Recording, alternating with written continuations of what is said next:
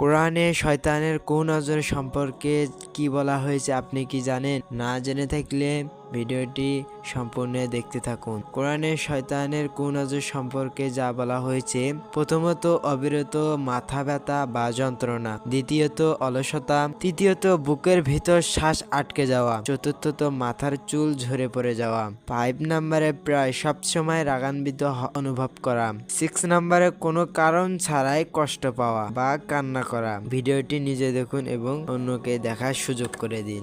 কোরআনে শয়তানের কুনজর সম্পর্কে কি বলা হয়েছে আপনি কি জানেন? না জেনে থাকলে ভিডিওটি সম্পূর্ণ দেখতে থাকুন। কোরআনে শয়তানের কুনজর সম্পর্কে যা বলা হয়েছে, প্রথমত অবিরত মাথা ব্যথা বা যন্ত্রণা, দ্বিতীয়ত অলসতা, তৃতীয়ত বুকের ভিতর শ্বাস আটকে যাওয়া, চতুর্থত মাথার চুল ঝরে পড়ে যাওয়া, 5 নম্বরে প্রায় সবসময় রাগান্বিত অনুভব